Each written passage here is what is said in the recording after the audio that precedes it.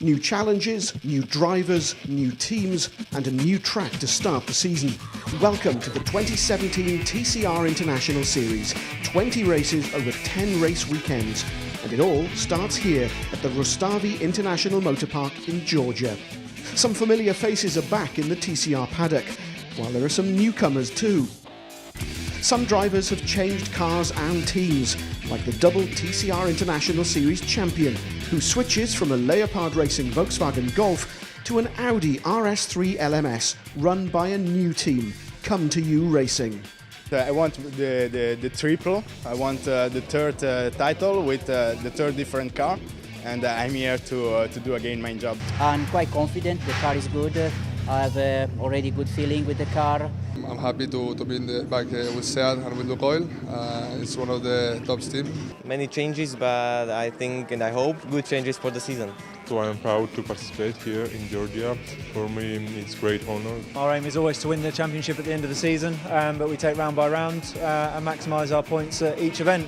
I want to learn as much as possible, and I really like this series, and I'm looking forward to do the best I can. The 2-hour testing session on the Friday gave drivers and teams the first chance to drive the 2017 cars in anger. Some enjoyed the luxury of familiarity, while for others, the session was all about learning. In the end, the 10 fastest cars were covered by a little over 6/10 of a second, confirming that the series has the potential of being closer and more exciting this year. We will have some work to do the first 2 races. I think we will have such a good fight this year, much better than the last 2 years. I want to be focused only to learn the tracks, the cars. Overall, I think we've got a great package, and it'll be nice to see 3 red cars right at the very front. To win the championship, which is the main goal this year. The event sees the TCR International Series make history by being the first international motorsport event ever held in Georgia. Only the local hero David Kajaia has any experience of the Rustavi International Motor Park, but racing drivers are fast learners. It's quite a technical track, not so high speed in the straights. The tricky parts are in third sector for me because there are slow corners. In the second corner, which is a really long corner. Fast corners, I like fast corners. The gap between all the drivers will be very close.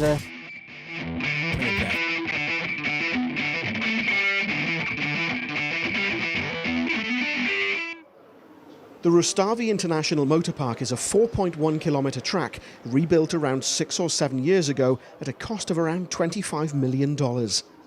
12 corners and some long straights combine to deliver a tricky start to the season. Saturday afternoon might have had an air temperature of only 12 degrees, but at least qualifying would be dry. Despite all the other changes, qualifying remains the usual 2-stage affair for 2017, and it was Gianni Morbidelli's Volkswagen that led the cars out of the pit lane. First to set a quick lap time was Pepe Oriola in the Kraft Bamboo Lukoil Seat Leon, but less than halfway through the 20-minute Q1 session, there was a taste of things to come when David Kajaia went quicker in the G-Force Alfa Romeo Giulietta. Next, it was the turn of Roberto Colciago to top the timesheet in the Mira Honda Civic. But it seemed the last-minute deal for Come To You Racing to run the Audi RS3 LMS meant Stefano Camini was struggling to find a decent setup. The double TCR champion improved to 6th for a while, but at least he would go through to Q2. Not so fortunate was Kajaia's compatriot Shota Abzakava. The owner of the circuit spun at turn 4 and so wouldn't be in the top 12 at the end of Q1. With a little over 5 minutes of Q1 remaining, Hungary's Ferenc Fikscher was the quickest driver in the Zeller Racing Seat, but would soon drop to 4th. 2 minutes from the end, Colciago retook first place, with his young teammate Attila Tashi second and Kajaia snatching third in the dying seconds. Dusan Borkovic was 13th, slowed by broken steering, and so he didn't join Kajaia in Q2. This was how Q1 finished, with the 2 Hondas of Colciago and Tashi ahead of Kajaia's Alfa Romeo and Fikscher's Seat. Comini and Valente also went through to Q2. So difficult to drive, so I drove like 2 laps on my muscles, and that was that. So I couldn't go into the. If I get into the Q2, I couldn't. I could not drive. So for me, it's the same. At only 10 minutes, the second stage of qualifying is always frantic, with no margin for error. The grid for race 1 is decided by the result, while the top 10 is reversed to form the grid for race 2. Tashi had earlier been fastest in the second free practice session, and he looked like repeating that feat with just under 6 of those 10 minutes remaining. Comini used every trick he knew to get a good result, and he went second fastest, thanks to this tow from James Nash. It was therefore Tashi and Comini lying first and second, when, with less than 4 minutes left, David Kajaia drove the perfect lap to go nearly 0.6 of a second quicker than Tashi to grab the provisional pole for race 1. Gianni Morbidelli's hopes of a front row ended in the gravel at turn 4, with a little over 2 minutes remaining, while Ficture made it 2 Hungarian drivers in the top 3 by qualifying 0.008 of a second behind Tashi.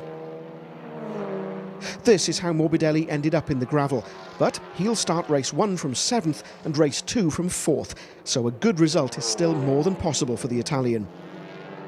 In the end, Comini was 6th fastest, so he'll also be in the hunt for points in both races. But the happiest man in the paddock was Kajaia. Pole position in front of his home fans meant he was delighted, as was Giacomo Altoe, who'll start race 2 from pole thanks to qualifying 10th. Just to confirm the qualifying result, Kajaia was fastest from Tashi and Fixa, Vernay, Colciago, Comini, Morbidelli, Valente, Oriola and Altoe. David Kajaia, what a great result. Pole position at home. You must be very happy. Yeah, I'm more than happy. I'm proud to be in pole position in my country. This is unbelievable. This is amazing. Thank you for my team for a good car. And I will now concentrate for tomorrow's race, and I will try to keep this position for the race also. Ahead of the race weekend, there was a glimpse of the interest in the event when 6 of the TCR cars and 15 drivers gathered in the centre of Georgia's capital, Tbilisi. An autograph session and a chance to meet Georgian fans and the Minister of Interior Affairs were followed by something new for TCR. All 6 of the cars were escorted through the city streets by police motorcyclists, something that was met with approval by fans and drivers alike.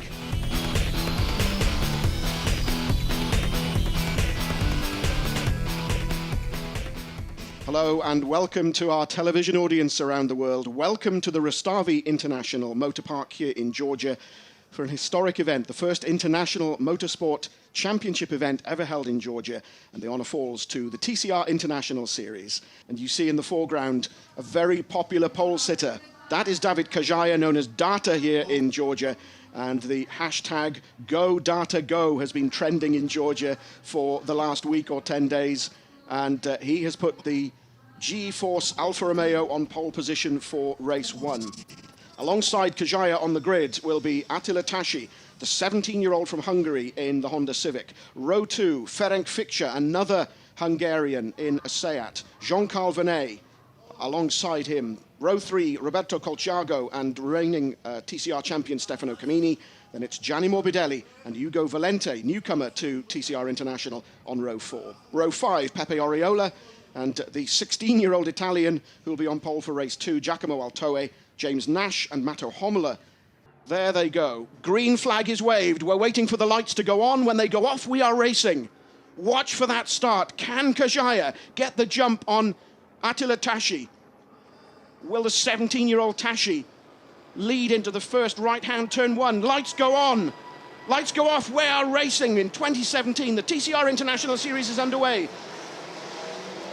That was Giacomo Altoe, the young Italian in the dark blue West Coast Racing Volkswagen, who just came out slightly. Good start from Kajaia. A little bumping and banging in the field. And Comini makes contact with Jean-Carl Vernay, the former teammates. Comini in the Audi, Jean-Carl Vernay in the familiar turquoise Volkswagen Golf. There is Kajaia. Tashi behind him. Then it's Ficsa. 1, 2, 3, as we saw on the grid. Then it's Colciago in the second of the Mira Racing Hondas. then it's Kamini, then Vinay, then it's the first of the Craft Bamboo Lukoil cars. Oh, more contact. This time it's Valente with Borkovic muscling his way through. Kajaia's advantage 0.8 of a second already, as Tashi defending from Fixture. Kamini having a little look, but there's no real prospect from there. Oh, he dives up the inside! Kamini up alongside Colciago, and he passes. So Kamini takes fourth from Colciago. Now, I really didn't think that was on. Colciago must have made some kind of mistake. Let's just take another look at that start. Catch our breaths for a moment. Brilliant start from Kajaia. Fixture moves across, but no, can't do anything about Tashi. He blocks nicely. And it was Kamini who moved right across to the right of your screens. And this is the moment. There it is, the contact between Kamini and Vinay. And I think that was almost certainly a racing incident. I don't think there was any way that could have been avoided. Contact too between Borkovic and Valente. And it's Nash now all over the back of Valente's car. Can Nash get into the points? Oh, Valente slides wide, allowing Nash to dive up the inside. You see just how tricky these conditions are. That's at turn 12, the left-hander that gets us back onto the start-finish straight. Pierre-Yves Cortals also gets past, and Fixture now, while we were watching that battle, Fixture has moved into second place. So where did that happen? Fixture having passed Tashi. So it's still Hungarian drivers 2 and 3, but it's now Ferenc Fixture in the Seat, ahead of Attila Tashi in the Honda.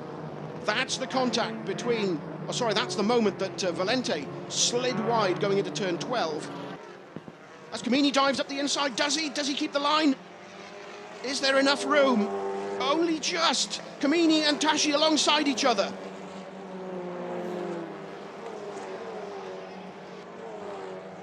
And he does it. Kamini moves past, squeezes past. Brilliant driving from the Swiss driver. Kamini then takes third place, so away from a disappointed Attila Tashi, as Valente is in the pits getting attention. And it's Fixture looking for a dry line towards the right-hander at turn 1. The two Hondas up alongside each other. Colciago goes through. Once again, Tashi runs slightly wide. So Colciago snatches fourth place from his teammate, Attila Tashi. Colciago moves up alongside, looks at the inside of Kamini, but no, indeed, doesn't make it stick. So still, Kajaia from Fixture. Colciago this time does dive up at the inside of Kamini. Has he grabbed third place? Kamini on the inside for that long left-hander turn 2. No, indeed, Colciago runs slightly wide. Kamini holds the place. This race isn't over yet. We might be on the last lap, but those podium positions are far from decided. Kamini holds on, as does Kajaia. Around turn 12 for the final time, to the cheers of the crowd. There is the checkered flag. And across the line comes David Kajaia to take his first victory. And you can hear the reaction of the Georgian fans. Brilliant, brilliant drive under pressure from David Kajaia in the Alfa Romeo Giulietta. David Kajaia, winner of the first round of the 2017 TCR International Series. Let's take confirmation then of the results of this first of the rounds of the TCR International Series for 2017. David Kajaia wins from Ferenc Fixture. Stefano Kamini finishes third. Roberto Colciago, Attila Tashi, Jean-Carl Venet, Pepe Oriola, Giacomo Altoe. David Kajaia, what a fantastic day for you and for Georgia today. Yeah, it's amazing, it's unbelievable. Look at this, how many people. I'm very proud. In my country, in Georgia, first win in TCR International. I have no words. I'm really, really more than happy. Thank you for everything. There is the smile, I thought. There will be the hug. David Kajaia, look at that smile. That says it all. That's what that victory means to him.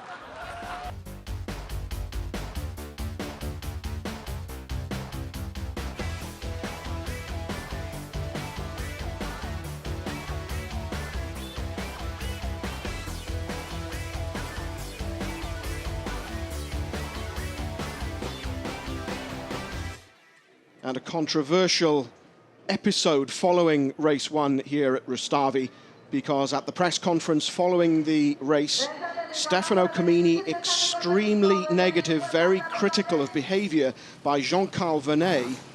And you see there repairs going on to the Audi. Comini alleging that there was contact on the slowing down lap, which we didn't see. And so he reckons that Vernet caused him to run into the back of him and damage the radiator on the Audi. So at the moment you see Comini there, fifth on the grid for round two. But if you look at the grid itself, you'll see that there's a gap on the third row. So the Audi's still not out. There he goes. So once the field goes through, they'll release Comini. He'll start from 16th behind the rest of the field. The lights go on. They're off, they're racing. Altoe gets a slow start, I think. Across goes Pepe Oriola, but indeed Altoe beats him to turn one. Through comes Tashi in the blue Honda. There's contact, Tashi spins. Was that contact with Vernet? Vernet indeed tucks in behind Tashi. There is Morbidelli in the second West Coast racing car behind Vernet. But indeed, it's Giacomo Altoe, 16 years of age, only his third season of racing. He started in karting back in 2015, and there he is leading a race of the TCR International Series from the two Craft Bamboo Lukoil cars of Oriola and Valente. There's Tashi in fourth. Oriola has the line, no indeed. Altoe blocks, brilliant move from the youngster. Valente has a look. Is he up alongside? Oriola, he's squirreling under braking is Valente. And Comini already a 9-second or so gap behind Indy at the back of the field. Tashi taking a look around the outside of Valente, but there goes Jean-Carl Vernet up the inside of Tashi. Has the Volkswagen got the place? No, indeed, Tashi has the line for the right-hander. And there's our lead changing hands. It's Pepe Oriola and Hugo Valente going up the inside of Giacomo Altoe. The experience shows Altoe comes back, but Valente moves across to block. Altoe moves across. There is a safety car. There is contact in the background. Nobody seems to have gone off, and that's the reason for the safety car. And that would have been at the start. So he's into the gravel at turn one, and that would have been right at the start. There is Homola out of the car and walking back to the pits. Here they come then, up to the start line. And Altoe moves across. We're underway again as they turn into the right-hander at turn one. Tashi then, just tucked in behind Altoe. There is Vernet. And there is Morbidelli. So everybody tightened up thanks to that safety car period. As Altoe runs slightly wide over the curbs. Tashi, though, not close enough to take any advantage. Around turn 12, they come onto the start-finish straight. Tashi alongside, but it's the right-hander turn one, remember. So it's Altoe who is alongside Vernet, and Tashi takes the position. Tashi moves up into third. Altoe drops to fourth, just ahead of Vernet. So there is Tashi, Altoe, Vernet, then Borkovic, who's past Morbidelli.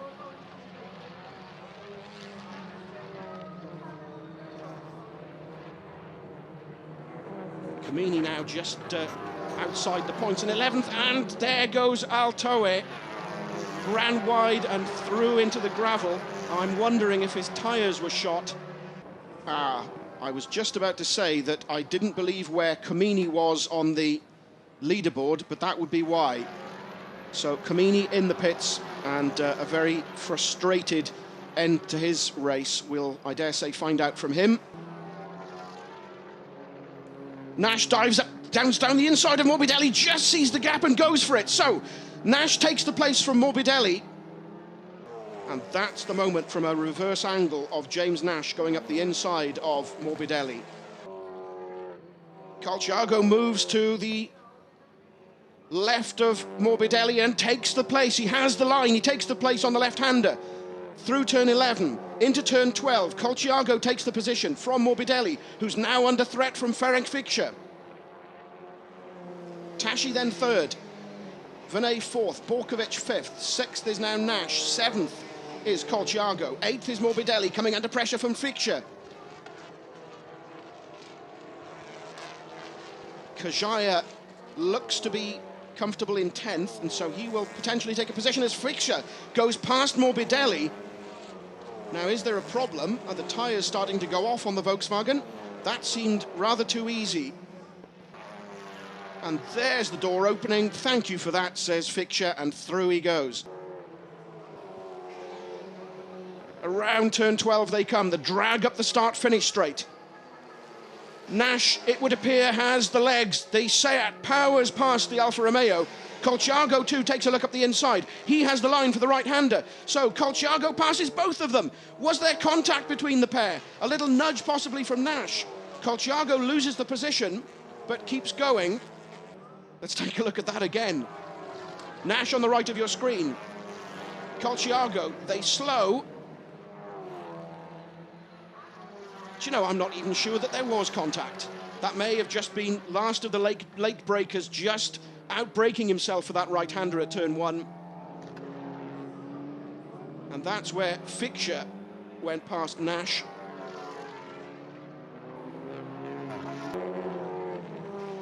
Nash takes a look up the inside as they go around turn 12. Now, this will be interesting. Seat versus Seat. It's the 2016 car that loses out to the 2017 model. Nash takes the position. Colciago moves through as well. So, Nash into 6th, Colciago into 7th. Ferenc Fikscher down to 8th, ahead of Morbidelli and Kajaia. So all change. Ferenc Fikscher just takes a little look. Was there a tap there? Let's just take another look at that, because there is contact. Colciago backs off. There is contact there, and off goes Fikscher. And I originally thought that Colciago had a problem with the rear of the car where the contact was, and indeed there is Fikscher. His race is over. Borkovic, Nash and Colciago running together. Kajaia still ahead of Morbidelli. And Colciago moved past Nash, but almost lost the place again, as Kajaia takes a look up the inside of Nash as well. So the position changes. Colciago takes 6th away from Nash on this last lap of the race. Let's just take a look at that again. Colciago diving up the inside of Nash. Nash turns in to find the Honda there. Looks like he's going around the outside, but this time Colciago didn't make the same mistake of the late braking, judged it to perfection and takes the position. As Pepe Oriola takes the checkered flag from Hugo Valente. Third is Tashi, brilliant drive from him, holding off Jean-Carl Venet.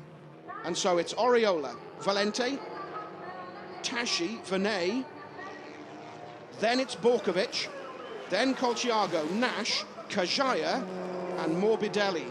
Let's see what kind of celebrations we get from Pepe Oriola. Yes! I did think he'd be pleased with that. There is confirmation of the result to round 2 of the TCR International Series. Pepe Oriola taking victory from Hugo Valente, Attila Tashi third, ahead of Jean-Carl Venet, Dusan Borkovic, Roberto Colciago, James Nash, David Kajaia. Pepe Oriola, winner of race 2 and keeping up with the tradition of winning always in the first event. Yes, thank God I can achieve a win here, even if it was everything against us. First, the first race in rain, and at the end it was a little bit dry, but even in the start was really hard because my line wasn't dry, so the start was so hard to keep Hugo behind. But yeah, really happy with the result. At the end we found the pace of the car, because yesterday in qualifying we missed a little bit of pace against the front and most with the other Seats. And now today in a race in a 10 lap I did the time as I did yesterday in qualifying. So I think we found the setup, which is a good thing for us for the keep coming year. Mikhail getting out of the way. The fireworks go off. The champagne is sprayed. After the race, the stewards judged that Valente had indeed overtaken Altoe under yellow flags. but that Oriola's pass occurred before the flags came out. Similarly, Colciago's last lap lunge up the inside of Nash into turn 1 occurred after the yellow flags were displayed, so both Valente and Colciago received 30-second penalties. There's the yellow flags at turn 1, and Colciago came past me and overtook. So I think that would be disallowed, but a few laps before I managed to just get past Dusan, which is always very difficult, and he came down the inside all locked up on the wet and nearly took me and Dusan off, which scuppered up my plans with Volkovic. Those decisions mean that Oriola's victory still stands, but Tashi moves up to second place and Vinay is now third. In the Drivers' Championship, Kajaia now has a 6-point lead over Tashi, with Oriola a further point behind in third place. Two very different but incident-packed races then to start the 2017 TCR International Series.